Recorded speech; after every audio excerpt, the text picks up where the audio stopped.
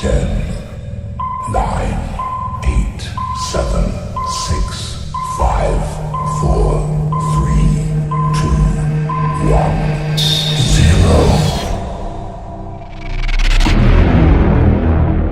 Ni andoni samba flani muga ani nani o konnala ne kanyafu o sera ni wakati na anga sijoba ali konnala okmala amba foka o bela jeli bonu urezani 2024 salon ayu do ke kala kanyina san alaka o yirana aya yira madola ama yira mado ulu fanana ama yira mamununa ulu ma fenke masara hamanina ami do ke alaka bara dali no ya ulu mamunu fana be no na yira la ulula ana nyono anya nyini masara manife alaka san here alaka odi ama san balawu amashiba amajuguya alaka ankisi atorama anga jamana alaka libaski alsa alaka basigila na jamana inkondala alaka jamana ta fanga di jamana marabako uluma bamaji wala tigila mo munu kundalimbe anka anya nyini masara manife alaka utagabo anka mo de bise ku utagabo anka mo tesi ala de bise anya nyino masara manife aka sebaya konnala alaka jugunu alaka ulukumbanka mamunu fana be no sa ko jamana kanute udusukuna anya nyini masara manife alaka jamana kanundo udusukuna malien bela jilenga do dakelen fe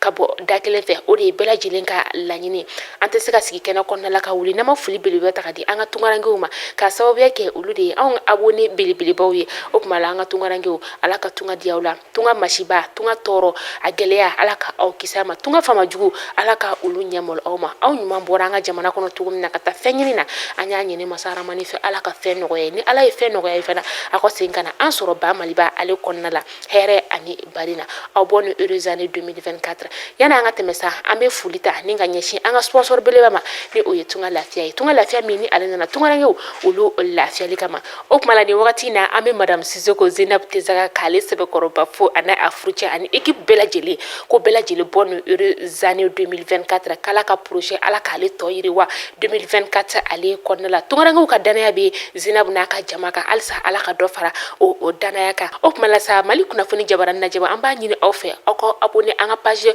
Facebook YouTube mali kuna foni show mali kuna foni TV oko abonné la wala sa abonné to lebe chaya kataka fe ina fo minga 2023 ale konnala okmala 2023 sa ale tale anaka toro na ka mashiba na ka manyokolon bela jelen tara 2024 mimbi kana ala kana na heren ana dawla na fen bela jelen kana oti ama okmala au be bonne heureuse année 2024